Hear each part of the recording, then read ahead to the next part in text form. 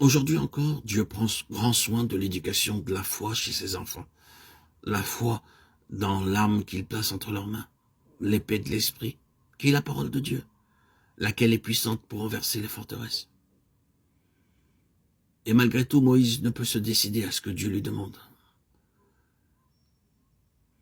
Ah, Seigneur, dit-il, je ne suis point un homme éloquent, un homme de parole, ni d'hier, ni d'avant-hier, ni depuis que tu parles à ton serviteur, car je suis lent de parole et lent de langue. Exode 4:10. Il essaye de se dérober à l'appel. D'abord, il a dit, qui suis-je? Je n'ai ni position, ni influence, ni autorité. Puis, il a suggéré l'incrédulité possible des Israélites. Ils ne me croiront pas.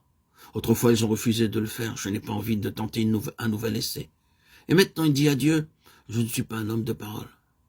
Les 40 ans du désert, 40 ans de solitude, de silence, m'ont ôté l'habitude du langage.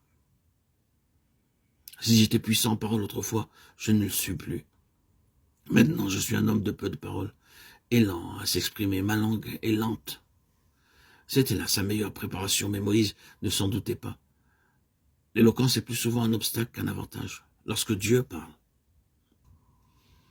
ce qu'il dit est bref, mais ce qu'il dit s'accomplit.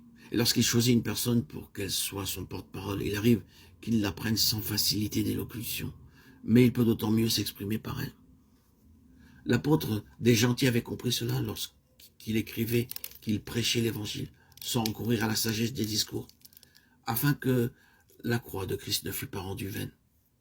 1 Corinthiens 1:17. Elle est rendue vaine quand elle est enveloppée de l'éloquence humaine, ou qu'elle disparaît sous un flux de paroles. Une parole facile, abondante, tue le message de la croix. Que Dieu pardonne les couronnes de fleurs dont nous décorons la croix, même les fleurs de rhétorique.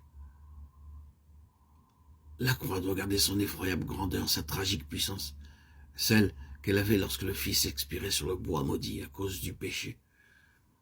Alors la terre trembla. Les ténèbres recouvrirent le pays et ses habitants furent jetés dans la consternation et dans l'épouvante.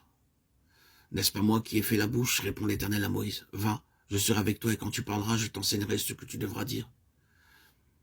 Il semble que maintenant Dieu a répondu à toutes les objections soulevées par Moïse et que l'entretien est terminé.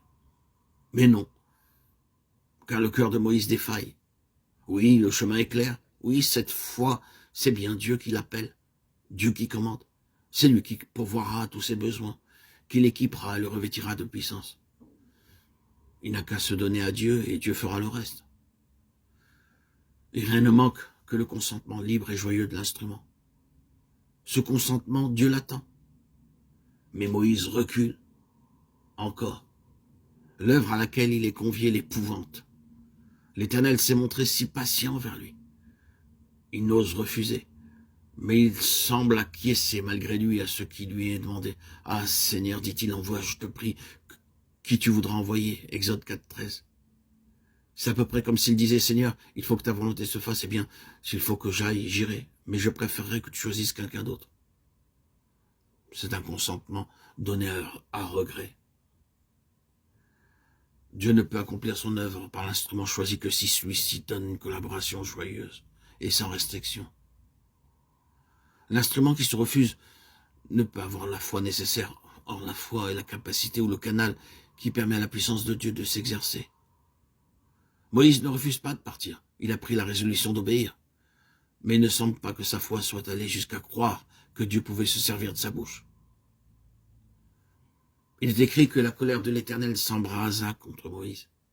Quelle douleur pour celui qui dispense les dons de constater que l'incrédulité empêche de les saisir.